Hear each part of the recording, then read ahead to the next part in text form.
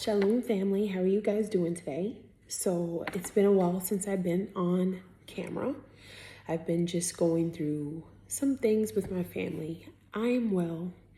We are well. We are all doing well. We're healing, we're strong, and we're enduring. And there has been this word that I've been hearing the last, I want to say 2-3 days. And the word is countenance. And hopefully I'm saying this right.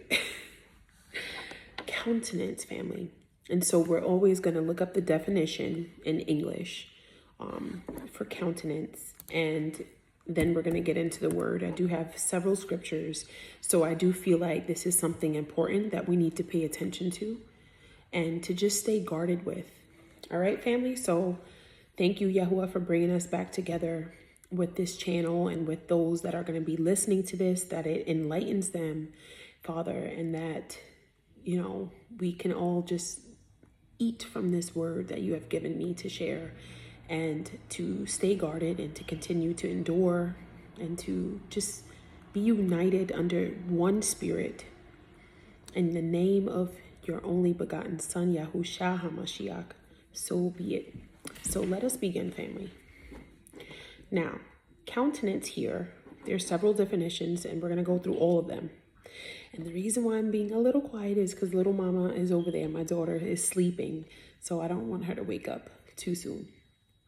Okay, so the first definition we have is of countenance is a person's face, right? Their face or their facial expression. All right, family. So as always, because we are in the end days, we have to start paying attention to the nonverbal cues within people. When we are with strangers, in stores, working, even with our own loved ones, even with people within ministries and stuff, start paying attention to people's facial expressions. Read the nonverbal cues, especially the ones that are within the face or in the neck area. Just pay attention.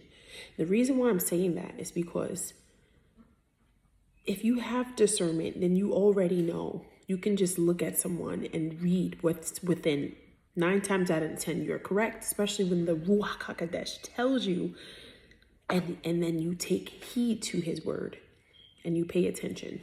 Now, that's the first definition. The second one, countenance can mean support, okay?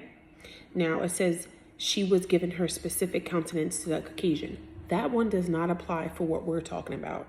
And according to the scriptures, we are going to go with the first definition, which is about the expression or the facial appearance. Okay, family? So when it comes to this word, I also added comeliness. We remember, who was it? Solomon, who said, you know, look not upon me because I am dark like the tents of Kedar or something like that. Comeliness, you know, come to me. It is this image that you bear on your face, on the outward part that people can visualize that doesn't repel them. You want to be able to allow people to draw near to you, especially if you are doing your work for the kingdom. We don't want to have a look on our face or make facial expressions that are going to cause people to not even want to listen to us. Most of the time, you know, people, they can see whatever it is about a person just by looking at their face. You can sometimes see the light in the person just by doing that. You know, the smile, the eyes, the big, bright, open eyes, all these things matter. Okay, and so having comeliness matters. And some people that don't have these characteristics, I'm explaining, they have a countenance that is the opposite of the good characteristics. And so that also can be used to guide us so that we are not dealing with, or that we are being protected or guarded against spiritual like a transfer of spirits, or just being caught in the wrath, the chaos of whatever whatever they're going through, right? We are not to put ourselves in storms that wasn't meant for us. because those will be too heavy for us to carry. But what we do is we intercede and we pray for people as we are led to. And so this is why you pay attention when it comes to the shape of, how someone's face is. There's a lot of faces.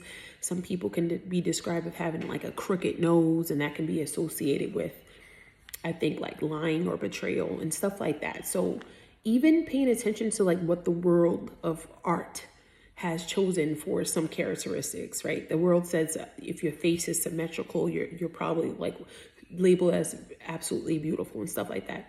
Now, I'm not saying these are true, but what I'm saying is we can take what makes sense and leave behind what doesn't. All right, family, we can all agree that the person's face can sometimes discern what's within their heart, okay? But it doesn't always mean that if the person's face is crooked or something, that it's a bad thing. Sometimes Yahuwah tests us, and we do have some scriptures that back up that sometimes how the face looks doesn't mean that the heart is the same way, which is why we're supposed to also not just go by the countenance, but also about the characteristics of the person and the person's heart and their actions. Okay, family? So let's get into this word. We're starting off with Numbers, and this is going to be chapter 6, verse 24 to 26. Okay, family, so we're going to be reading out of the NIV because I'm on the laptop. It makes it easier for me to do these videos. I'm not fancy with it like how you guys can do that other thing where the face is here and screen sharing. Sorry, not interested, to be honest. And so we're just going to do this. And the reason why I'm saying this is because I noticed I have a few new subscribers to the channel. So thank you for supporting me, or rather supporting the fact that we have to get this word out, this word of Yahuwah. Okay, but I do appreciate you subscribing, and I pray that this channel could be a blessing to your life. So we are on the NIV. Okay, that is the translation scriptures we're using, and we're doing Numbers 6, 24 to 26, and it says, Yahuwah bless you and keep you. Yahuwah make his face shine upon you and be gracious to you. Yahuwah turn his face toward you and give you peace. So this is all describing countenance, family. When we are talking about this, when we are reading this, this is, in other words, a blessing that someone receives favor, love, and approval of Yahuwah's countenance shining upon them. All right. Let his face shine upon you, his countenance of favor, love, which in turn will give us peace. Right. It is a good thing. It brings us peace when Yahuwah is shining his face upon us. And he does that with his righteous believers. This is why when he does that, we not only feel peace, but it kind of adds peace within us, and the peace that shows also to other people. And so this is why some people that you may have heard, like someone say, oh, you have such a bright light to you. Oh, your smile made me smile. Whatever it is, whatever sweet words that you might hear. There's nothing wrong with that. Don't get puffed up. But it makes sense that if you are able to be that way for others, it's probably because Yahuwah is that way for you, right? When we are loved a certain way, when we're cared for, when he provides for us, it makes us feel good. And when we feel good, then it's easy for us to make other people feel good. If we're not feeling good, it can be hard to consider other people. That's a normal thing.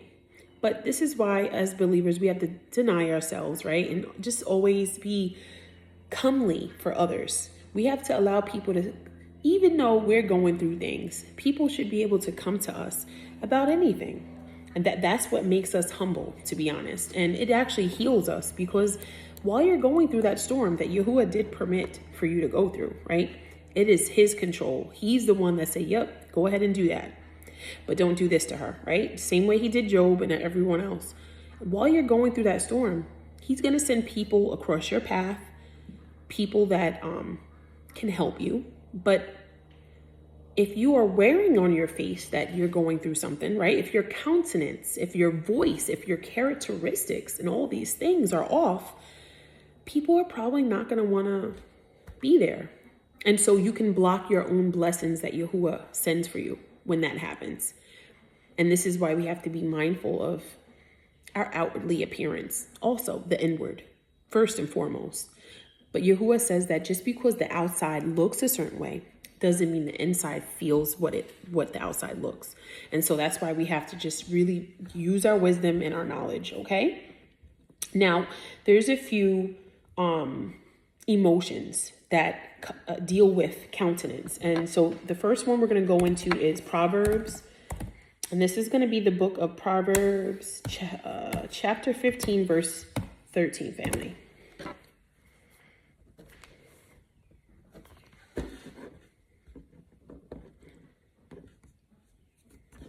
One second. And the reason, oh man, I'm just so grateful to be able to go through these with you guys all together, because there's going to be some intense things we're going to see as people start to change, right? People are going to be changing because of a lot of things that happened within their bodies, with certain things and just oppression, just warfare. And so we have to stay guarded, right? We have to stay guarded to make sure that there's nothing that can transfer, right? Nothing that can affect us if we're not guarded, all right? So we're in Proverbs, and this says here, it says, a merry heart makes a cheerful countenance, but by sorrow of the heart, the spirit is broken.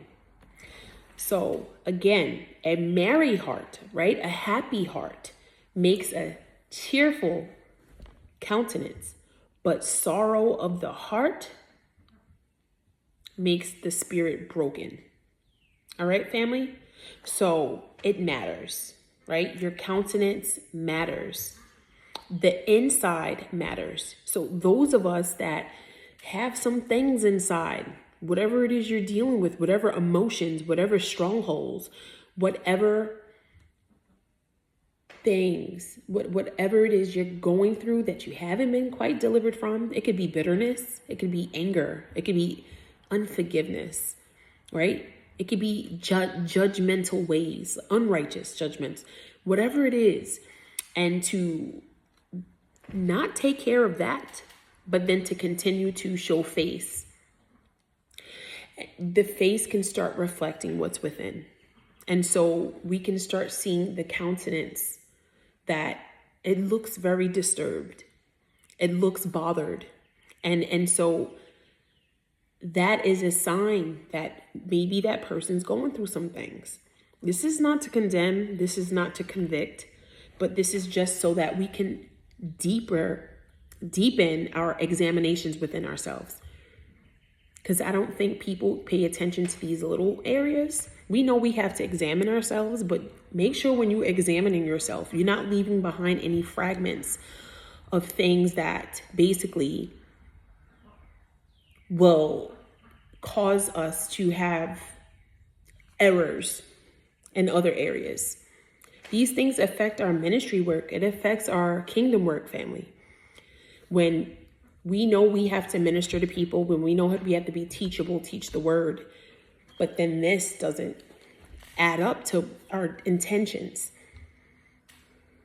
Yahuwah knows what's within our heart, but if we have some things that shouldn't be there, that he's not proud of, like anger, bitterness, whatever it is, yeah, you can probably repel people a lot faster than you would want to if they just simply chose not to receive the word, right? We don't want to repel people before we even get to plant the seed. And so pay attention to the way you look when you're in public, anywhere. We already have to wear these bywords. We already have to deal with people judging us, maybe because we're wrapping our hair or because we look peculiar, but we don't have to have a countenance, even though it can be hard, right? It can be hard. I've seen people in my own family always look this certain way. My grandpa always had this certain look on his face. Didn't know if he was angry, happy, or whatever, because he always had this look.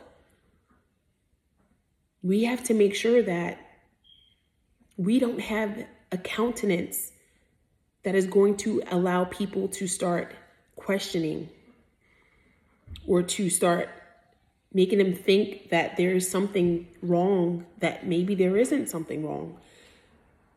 Just be intentional about smiling and being a true light, not just smiling because you're being fake, because you're not supposed to. You're supposed to genuinely smile and make sure that you are just grateful and rejoicing in the day Yahuwah has made.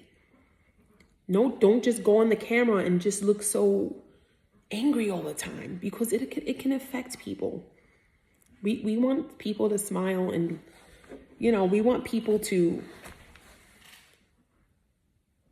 even if they're going through something, to still find a reason to just be grateful for life, because it truly is precious, and it can be gone like this. So we have to make sure we're being intentional. Okay, family? And I thank the Holy Spirit, the Ruach HaKodesh, for guiding this, because I don't know how else to say it. I mean, it's very straight to the point. I don't know how else I should say it. I do have some more scriptures, though. So let us continue. And we have here, right here,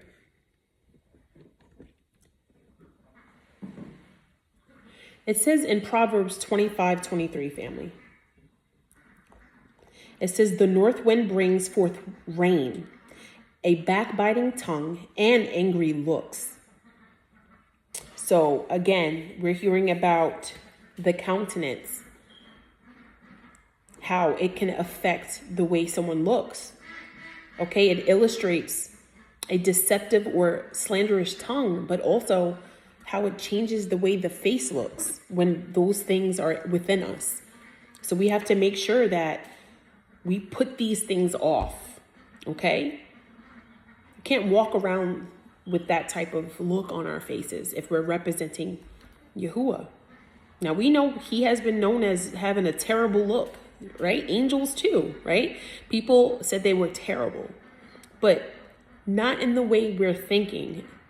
So you don't go around looking terrible just because we know that that was said about Abba or his Malakim, because it's not that same terrible that we're referring to. It's more of like a fearful type of glorious terrible. Okay, family? Where they wanted to hide their face from his sight. And now let's go into Daniel, okay? I have Daniel 8:23. And bear with me as I do this. I just been blah, just so much praying and, just interceding. And so it's kind of like the first day I ever went on camera for you guys. I feel like a little rusty. Now we have Daniel 8:23, and this is the KJV, and it says, and in the later time of their kingdom, when the transgressors are come to the full, a king of fierce countenance and understanding dark sentences shall stand up. Now, we're not going to discuss what this is referring to, but again, it is referring to a countenance. It is referring to a person that looks fierce, right? And so countenance matters. Your appearance matters if you are in the truth. Not just like the modest dressing and stuff, but this is deeper. I'm talking about your face, how you put your face, right? How do you allow people to be invited in, right? Because it matters. And so sometimes we're drawn in by the voice, especially when we're on YouTube and you don't get to see people. But when we are face to face and we're talking and we're like, okay, let me say this like this, make sure that your face has a pleasant countenance, especially if you are delivering a truthful word or if you have pure intentions, because bitterness, resentment, hatefulness, all these unclean characteristics are going to turn that face up. And those people with discernment, we can pick up on that, and it can not always transfer to them, but yeah, it can be disturbing. Right? If someone is not guarded and they're watching, we have to protect our ear and eye gates, because if we are always feeling these things, that Yahuwah tells us not to give a footstool, not to have an impact on our lives. We have to extinguish these things unless it consumes the whole body. So I used to read about how some people, they had like neck problems and, muscle issues and different things. And the doctors was never able to tell them, well, what's wrong? But it's a demonic thing. It's because when you give a foot hold or allow these things in, you give these unclean characteristics, these roots and access to you, it is going to start attaching itself to your body. And it can look very distorted, quite literally. People can literally have like crooked arms and hands and different things because of the demonic oppression. And so this is why we have to just make sure that we have a clean heart and a renewed spirit. And that when we are doing certain things, that our countenance is a bright one, because we are truly representing Yahushua HaMashiach. We're not representing ourselves. So it doesn't matter how we feel when we are ready to plant seeds in people and to be an inspiration or to empower others, even to just give others an update on anything. Make sure that the countenance is inviting, or maybe just pass and don't maybe don't even show the face, because right now we are in an hour of winning souls. And there are people that are awakening, and we don't want them to about face and go the other way. We want them to come in. And sometimes the first thing people see is our countenance.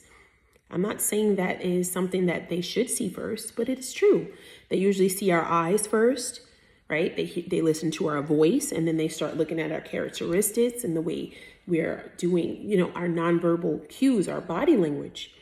Those things are sometimes what determines if that person is going to like where they are or if they're going to keep it moving, right? Because some things can trigger others. It can remind them of other bad situations, right? I usually stay guarded when it comes to certain countenance, because I've dealt with bullying in my life, and I've dealt with people that were very violent and hostile. So certain loud and, rowdy type characteristics sometimes can help, make me cringe or even remind me of what I used to go through. So I just try to speak to people in a gentle way, a loving and a kind way, because that is what I'm trying to harness and cultivate through the Ruach HaKodesh and the fruits that he says he gives us. And so we all should be trying to cultivate those characteristics and letting go our own characteristics that maybe worked out when you were in the world, but probably won't work out long term when you become in the truth and you're doing this work. Now, let's continue. We have Ezekiel, and this is Ezekiel 27:35, family.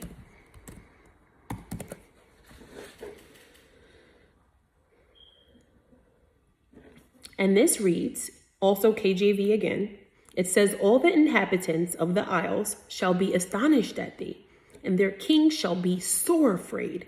They shall be troubled in their countenance.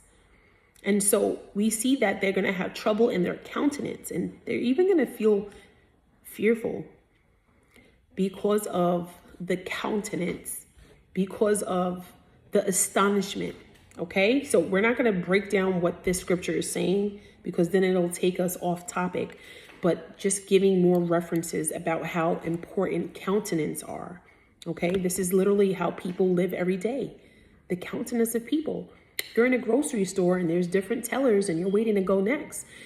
And you see one teller and they look like this, and they just look like they're having a terrible day and stuff. You're probably not going to want to deal with that person who seems like they're bothered. But you want to go to someone else that's standing there like, hi, can I help you? You know what I mean? So I'm not saying that person that has that hi, can I help you countenance and demeanor is good. But the point is that you're going to want to deal with people that have a better countenance, because it will better reflect and affect you, right? You can get affected by people that have certain countenance. If someone's smiling, you're probably going to smile, right? It's contagious. someone looks angry and stuff, that might kind of bother you in a certain way. You might have to shake that off, might have to say a quick prayer, might have to guard yourself up, because we see that all the time. We see it a lot, especially when we're out in public. We can see people where they just look like they're really dealing with those lesions. And so this is why we have to just make sure that we are the ones smiling, because it's contagious and it can deliver. Even if you don't think that your smile matters, it does. I've walked places and I've just waved and smiled at absolute strangers, and you'd be surprised how excited they got just because you spoke to them. That could have made their whole day. In fact, yesterday I went to do my WIC items, because I still get that. And I was doing the WIC items for the kids, and I'm in the grocery store, and I was having some problems with it, and it probably was the weather. But anyways, it got resolved. But I was smiling the whole time and everything. But the people in the store didn't know what I was dealing with personally, you know, with my family and stuff. And so after it worked, I mean, we were there for a long time, right? Maybe almost an hour, just trying to get this thing to work. And then what ended up happening was the cashier ended up paying for my items. Some of the items that weren't on WIC, but that I just wanted to get because I was there, he paid for it. And he was so sweet. And I kept saying, "You are so sweet. Wow, you are so sweet." And I just started crying. I said, "You had no idea." I said, "I'm dealing with this, and you just made my whole day." And you should have seen the smile was so big and bright. And it was just so sweet he did that. And he was a Gentile, and I really appreciate it. I said, "Yahuwah bless you." I went outside and I deepened the prayer for him, because there was two people there, and he was the one that took the initiative to help me. He was patient. He gave me something to write on. He was just so kind, so patient. And that can go a long way. And so now my countenance, even though before I said I was fine, but inside I was just like really irritated, because I'm like, why isn't this working? But I'm still smiling, right? But then it went from that to crying tears of joy. And so I left the store with this biggest smile, because at that point it started raining. So I sent my husband out with the kids in the car, and I took care of this. And I came outside, and my husband's in the car looking at me, and he sees me crying, but with a smile. And I'm just like, oh my God, you know, because I'm a crybaby. And he's like, what happened? What happened? I'm like, he paid for it. Then my husband starts smiling. So it's like, it's a chain reaction. It's amazing when you can have the countenance that lifts others up, the countenance that can shine on others and allow them to feel good emotions and expressions. And so that's what Yahuwah does with his people. He shines his countenance on us, right? The sun shines on us, everything, the wind, and it helps us feel good. It's healing to us. It reminds us that he's there, right? And so we can do the same thing for others. We're supposed to be like him, right? And we always say, make me like Yahusha. Please, Abba, make us like Yahusha HaMashiach. And so that's how Yahusha was. I know he wasn't walking around in multitudes of people like this. He wasn't doing that. He probably was just very upright and confident, but yet humble, right? And he was probably smiling, and so like at the little children, probably all the kids were waving on their parents' backs, and he probably was very comely. This is why people draw nigh to him, because he was a positive and a beautiful, pure person. And we need to strive to be like that too, family. So that was my little sidetrack story. You guys know I always have one, and I can talk. So let's go into Proverbs 21:29. Okay, family. Forgive me. I had to pause the video because little mama's woke up, okay? So Proverbs 21:29 says, the wicked put up a bold front, but the upright give thought to their ways. So when they say bold front, that's the countenance. They put up this bold, wicked countenance, but the upright give thought to our ways. So instead of us doing that, we think about our countenance. We make a conscious thought about how we're going to appear to others, because it matters, okay? And so that's why I wanted to share that one. And then now we're going to go into 1 Samuel chapter 16. Now this is going to be a long one. We're going to close with this. This is a short video. And so you're going to see exactly why I wanted to read this in a minute. And then I pray that you meditate on that. All right. So we're going to start in 1 Samuel chapter 16, but at verse, let me see. We're going to start at verse 5. Okay. Just for some context. It says, Samuel replied, "Yes, in peace. I have come to sacrifice to Yahuwah. Consecrate yourselves and come to the sacrifice with me." Then he consecrated Jesse and his sons and invited them to the sacrifice. When they arrived, Samuel saw Eliab and thought, "Surely Yahuwah's anointed stands here before Yahuwah." But Yahuwah said to Samuel, "Do not consider his appearance or his height, for I have rejected him." Yahuwah does not look at the things people look at. People look at the outward appearance, but Yahuwah looks at the heart. Then Jesse called Abinadab and had him pass in front of Samuel. But Samuel said, "Yahuwah has not chosen this one either." Jesse then had Shammah pass by, but Samuel said, "Nor has Yahuwah chose this one." Jesse had 7 of his sons pass before Samuel, and Samuel said to him, "Yahuwah has not chosen these." So he asked Jesse, "Are these all the sons you have?" "There is still the youngest," Jesse answered. "He is tending the sheep."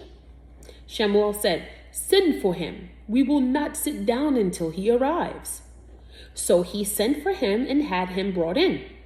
He was glowing with health and had a fine countenance and handsome features. Then Yahuwah said, "Rise and anoint him. This is the one." So Samuel took the horn of oil and anointed him in the presence of his brothers. And from that day on, the Spirit of Yahuwah came powerfully upon Daud. Samuel then went to Ramah. And we're going to stop there. Hallelujah. So as you can see, we first learned that Yahuwah does not look at the things we look at. This is why I wanted to leave this for last, because I don't want anyone to think that this video is made to criticize or to judge people's appearance. It is not. But it is to take into consideration our countenance and examining and to make sure that it is not reflecting something that it shouldn't be reflecting. So if we are bitter, if we have anger, sadness, depression, whatever it is, those things can be taken care of through prayer, through fasting. And it is not your fault if your face is showing what you feel. But if you think you're doing righteously and being truthful and stuff like that, but then within side, there is some things like that going on, and you have this bitter face, those are what we need to be mindful of, because it can really trigger and lead people away, not astray, but away entirely, because our character should represent what's within our heart. This is not a game. We're not playing dress up. This is not a facade. We have to be transparent and authentic. And so when we don't feel like our countenance is going to positively inspire others, then we need to make sure that we are in private or within your group or whoever you're consoling with, because we are allowed to do that too if you are led to. We have to make sure that we are taking care of that before we go and show face. Because as you can see here, some of these men, these brothers, Yahuwah knew what was in their hearts, and which is why they were not chosen. But he knew that David was someone after his own heart. He knew that this was going to be the better choice, because his countenance alone showed that he was not only handsome, but he was glowing in good health. And so there is a reason why Yahuwah chooses what he chooses, but he tells us, don't just look at the outside. look at the fruits, look at what's within also. And so we know, like, a lot of the Pharisees and the Sadducees, they often had fine outer appearances, right? Had the clothes, the whole wardrobe, everything down pat. But within, they were filthy. They were very dirty inside. And I can only imagine their countenance probably matched a little bit of that, because you can just tell about how they always provoked and questioned our Messiah and other people. I mean, they couldn't possibly have had a smile on their face questioning people and trying to cause strife. And so this is why we have to be mindful, because we should be discerning this, and we should be making sure that we don't do things that will cause other people to, stumble, right? I've recently saw something and I felt the anger through the screen, and the countenance matched it, and it hurt me. And I had to pray to Abba to just help my mood feel better. And so, family, stay guarded. Protect your eye gates and your ear gates. You can't always just go watching things or clicking on things if you don't know what it's going to be about. And I know sometimes it's hard to tell, but just pray over everything. There's nothing wrong with praying before you have to go to a specific destination, praying before you go into work, praying over your day and the way it will turn out, because you never know what you're going to get into. It's true. We don't know. Yahuwah is who knows, but he asks us to pray without season and to make sure that we are guided and guarded with everything, because someone's face and their countenance alone can have an impact on our lives, family. It really can, especially when you're sensitive to it. And so this is just a friendly reminder to just make sure you stay guarded and examine your countenance. Make sure that you're being the best you can be, right? Someone that Yahuwah is pleased with, like how he was pleased with young David, so that he can shine powerfully over you, so that he can anoint you in the presence of others, not to cause jealousy, but so that you can be a light to those in darkness. All right, family, I hope you enjoyed this message. Shalom.